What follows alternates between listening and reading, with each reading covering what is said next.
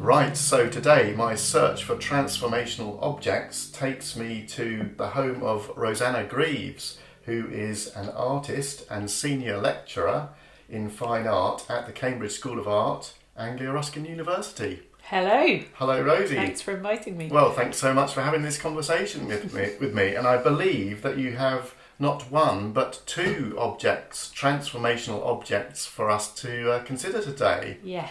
Now we've got, well, do you want to say what they are? Would you like to just say? Yeah, they are two quite different, well, very different objects, both which I would say are very transformational and both which have a personal family history element for me. So one is an old field camera that belonged to my father, and the other is a positive pregnancy test that was mine from my son. Wow. Well, with my son, should I say? Wow. Well, thank you for sharing those. And I must admit, I've been agonising over which we should kick off with, because they're both really fascinating in the context of transformation. The idea of the camera and the picture and the static image captured on film. But really, maybe we should start with the pregnancy test, although I feel out of my comfort zone there a little bit. It's not my area of expertise, shall we say. But in terms of transformation, in terms of transforming the lives of people, I'm thinking that presumably that is even more transformational. There are different scales maybe in which to weigh the two senses. So, but would you like to say a little bit more then about the pregnancy kit and why you've chosen it? Sure, yeah. Well, I guess, the call for when you were collecting these objects, it did seem like, it's something that I kept, and it seems like something that is, very much immediately transformative for me. And I think one of the reasons that I chose it was also thinking about the history of what that meant for women and personal empowerment, of having these at-home kits that were suddenly available for people. I don't know the history, but I think this ability to suddenly, I guess kind of all elements of birth control, but also having that as something that you can test, can do personally at home in an affordable way, I think is, it's something that has, through my lifetime, has just always been available. But, if you think about a time when that wasn't available for people, just an extraordinary transformation in what, I guess the control of the patterns of our lives and our ability to check things. I guess for me personally as well, I found it to be an object that, I was considering these different objects that I could donate to you, and through my own sort of pregnancy journey, I had IVF. So I wanted to potentially donate you some of the masses of drugs that you have to take and injections, but I didn't keep those syringes and trigger shots. So I don't really have an object for that. And I guess the pregnancy test is a positive test, and it's a positive moment. And I guess also I was thinking that it's something that, now we have digital pregnancy tests as well. And I know that you're interested in this sort of transition into the digital. And that was a wonderful thing, at being able to have a digital pregnancy test, but that's not the one that I've donated because they only last a certain amount of time. So the kind of more old-fashioned technology is the one where you can still see the result. You were talking about the IVF as well. I had no idea that so many drugs are involved, but the whole pharmacological drug possibilities that we now have that help us to manage our lives in ways that empower us is really something that's just come on in leaps and bounds, hasn't it, over the last X number of decades, I suppose. Yeah, absolutely. So in terms of the transformational element of having a pregnancy test, I'm thinking back to previously when such devices, such things didn't exist. How do you think that's really impacted the lives of women and helped them in ways that they didn't have before? I'm not an expert in this, but I imagine the potential to be able to just sort of work through things and gain knowledge of your own body in your own personal space, not have to consult your family doctor, potentially not have to consult your husband if you were not in a positive relationship, that you can have some control of the information as to where things are standing within your own body. And I think that must have been massively liberating. And, I'm sure did coincide with development of other types of birth control and other things to consider. And I think, in terms of my own personal experience, the ability to track your own kind of ovulation system, and then, the first thing that you do, you're told to hold on before you take a pregnancy test, but you take multiple pregnancy tests, and it's the first indication that your life is about to change dramatically, but at the same time it's not the point of it definitely being the moment where there's going to be a new person necessarily, but it's the first indicator that things are going in the right direction. And that being something that I guess you can manage your own time and your own expectation with that. And actually, little, I don't know if you know this, Robert, but it was the same day or the day after that we then went and installed an ALL window project exhibition. Oh, is that right? Well, and I was feeling like, oh gosh, Robert and Johnny and everyone's going to think that, I think it was Kenji's show, and just thinking they're going to think I'm really lazy, not really picking anything up and not really helping out too much physically. Oh, how funny. Well, you did keep that very managed to keep that to yourself. And I was going to say, before we leave this particular item, I can't leave it without saying, well, how did it make you feel when you had that knowledge? It's not really, it's transformation, but in a different way. It's you being the one who's transformed. How was that? Yeah, well, very much that, having a sort of, I guess, through my own experience, being hesitant to believe it, but it making you suddenly have to make a lots of different decisions and wanting to go forth with your life as normal, but at the same time, a degree of caution within that, and joy and excitement. Oh, fantastic. And it all worked out well on this occasion. Well, and congratulations should be said as well. And, I've met Elio several times, and he's a wonderful lad. So, wonderful. Well, thank you for sharing that, because that's, a very personal story as well as something that we can induct into our library. So we'll be showing that alongside the other objects of transformation. And I was going to say that leads me nicely onto, but it doesn't really at all. But your other object is also the transformational one. You have loaned us for the period of the display a wonderful early box camera. And there's lots to say about that, but would you like to kick us off with why you chose that and a little bit about it? Yeah, sure. So my father died a number of years ago, and I inherited his collection of cameras, probably not all of them, but certainly some of the more interesting ones. And they are all kind of early versions, I guess, of portable cameras, still plate, glass, ways of recording in the field, but they're relatively self-supporting. You'd have to use a tripod, but they have a kind of ability to move, and I think the one that you've chosen is a kind of mid-size. It's quite a small box camera, but then it extends out in this concertina from the front. Yes, it's much smaller. It's much smaller than a shoebox in size, isn't it? It may be like half a shoebox, something like that. That's when it's extended. It's and then it condenses right down again. And as you say, the portability is one element to it, which is fascinating about it. I love so many things about it. Partly, it still feels so much like a mechanical device. It's it's something that is, you could almost feel that you could understand it, you could repair it, you could take it to bits, you could modify it yourself in a way that a smartphone camera and so on is now. You've got what you're given. They have a lot more capability, but there's that distancing between the mechanical side of it, I suppose. I certainly feel looking at an object like that, it does take you back to being able to understand the development of the mechanics of the photograph, where the image would be flipped, where the light comes in, the fact that you need a space of a kind of dark channel for the image to be received and then to be received onto something at the back of the camera, that you only really need to look at it as an object to start to unravel some of that, which is completely different from digital photography.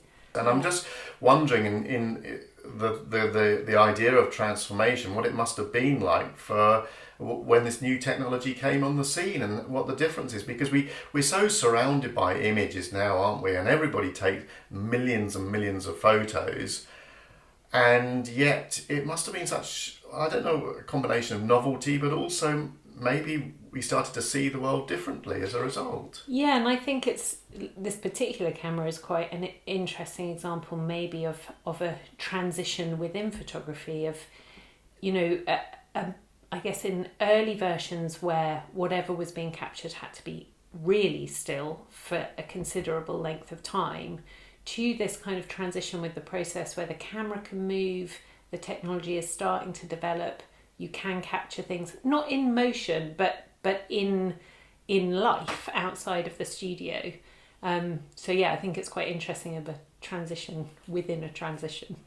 Yes, and also in terms of art history and images and creativity, and I suppose before it was an oil painting to capture a likeness of the household, the head of the house, or whoever could afford to have a portrait taken, and of course then it became a much more available, popular medium, and everybody can start to be creative or to start take whichever pictures they choose. Yeah, absolutely. So what also intrigues me is that as I've been doing my little journey through objects of transformation, I've been starting to think that there might be different flavours of transformation that I've come across that the objects that have been offered. So for example, some of them have been things like a bottle of wine or a cup of coffee, or even I had a fascinating talk about a parrot feather headdress, and in each of those instances there's a experiential transformation of your state of mind. You have a little glass of wine, or you have a cup of coffee, or you put the headdress on and you go into a little bit of a trance. That changes your state of mind. Well, the photography, the camera doesn't fall into that category. So a second category that I was starting to think about was political transformation. I was talking to Simon Stoddart about his collection of Brexit coins, and that was a symbolic of a political transformation and a social transformation, which happens again at a different scale and in a different way, as a different flavour of transformation. And the third one that I came across, also this was from Simon Stoddart, was a hand axe, which was a very practical thing. And it's like a tool that you've now got an extra way of doing things physically in the world. Now, the interesting thing about the camera is it feels like it doesn't really quite fit into any of those categories. It feels more of a creative object, which I thought was quite interesting in terms of maybe thinking about how we are in the world, those different things, and the creative strand that sometimes gets pushed to one side when thinking about what we do and what our lives can be. Yeah, I think it's really interesting, isn't it? Because I think, this particular moment in photography of it becoming much more portable, that I guess there's still, I'm speculating here, but the kind of essence of just capturing something of life, that doesn't necessarily need to translate into a creative process. It can be much more sort of scientific or anthropological, or a kind of moment of being able to reflect something of our understanding of the world back to us, which can in turn become creative, but doesn't necessarily need to be, I guess it's not the reason why everyone is interested in photography or the use of photography across the board. But I think it, of course, does also lend itself to a creative purpose, and as you mentioned before, sort of change the history of painting as well as the history of lens-based media in itself, and journalism, of course. Yeah, and I think now actually a process like that, because it is based on kind of plate photography and wet chemical processes, now because we do have a digital era, those processes, like the chance element or the potential for something to not be entirely predictable, or for things to go wrong, or to deliberately shift something within the mechanics or the chemistry within it offers another kind of visual creative possibility of working with chance or working with a media that is much more physical. Definitely, and you're right, absolutely. You kind of touched on kind of scientific uses for a camera and documentary uses, and just capturing the moment. Sometimes I wonder, as you say, I'm fascinated by this move to digital and how much things are now mediated through often our smartphones, but our digital, paraphernalia. And you see so many images at rock concerts, at football matches of people watching it through their phone. They're actually kind of holding up the phone to take the video of it rather than actually experiencing directly. So it in a way, it might have got in between us and the experience itself in a way that maybe the earlier cameras were slower and more, I don't know, less intrusive maybe in our experiencing of the world.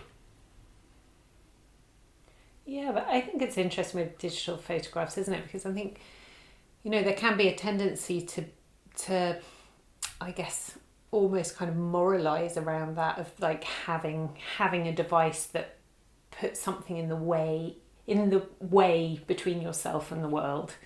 And I think obviously it's something that we maybe need to be cautious of or mindful of, but I think as well maybe there's something really beautiful about that. Maybe it's something that we want to do, to be able to like continually mediate something, to be able to look back at it, that sharing that with other people as it's happening, streaming something live, that maybe that just opens things up. Or I guess I don't really have an answer to that, but I worry about a sort of over negativity of what it means to constantly have these things or think of them as being in our way. Well, yes, actually, I'm rather glad you said that because I think I agree with you. I found myself feeling frustrated with technology quite often, or sometimes there's a sense in me which I wish it were simpler, or whether or not it is becoming that thing. But we should never lose sight of just the magic of it and the real positive things. And as you say, that again, this is probably one of the things that is coming out of my little podcast journey for this project, and it's probably just stating the obvious in some ways, but the idea of transformation, the idea of objects that can help us with our lives, almost always they can be used for good or ill, or there's an upside and then there's a potential downside, or they might be exploited or pushed in different directions and quotes the right or the wrong direction. And so absolutely, I think it is really important to hold on to what an amazing thing, the digital camera is, as well as it must have seemed to be an amazing thing, the early cameras as well. Yeah, and I think, I think certainly having smartphones has opened up, having a camera in your pocket all the time is an incredible thing, but also hugely addictive, and just the absolute kind of overwhelming generation of imagery. Like I think of course there are problems with that as well, but then I think about my dad using these cameras, and that by in itself also was a obsessive pursuit, and like perfecting that, and getting up extra early and trying to get exactly the right shot of something, structuring your whole day or week around trying to capture that one image. I think it's no less addictive. Well, that's a lovely. I'm getting a picture of your dad now, and how he used these cameras, and it's fantastic to hear. Well, my last probably question really, and I'm not sure that there's an answer to this one, but this Library of the Great Silence project is grounded in ideas of existential risk, and are we all heading over the cliff with climate change and all sorts of nasties on the horizon? And I'm wondering if, either photography or taking us back to the pregnancy test, whether there's anything that we can draw out of those connections or thoughts that feed into those very much wider issues, the big questions of whether we can stave off disaster and make things better for ourselves. Oh gosh, that's such a big question. It's difficult talking about it in relation to the two objects in particular that I've donated, but I mean, maybe with both, something about thinking of, who we are as a society and who we're sort of reflecting back. I guess the objects themselves both have a sort of individual quality from my own personal experience, and I guess some of the trepidations of pursuing our individual lives in terms of existential risk, personally problematic, but also if that's what we're all doing, I think having a overwhelmingly growing global population is probably really problematic, but not what you really think about or focus on when you're going through IVF and trying to get pregnant yourself. I think you do think about it, but in an abstract way. So and this capturing of ourselves and the society that we live in, but then when we are in a point now where that's got to a state where there is such a massive constant information, you can't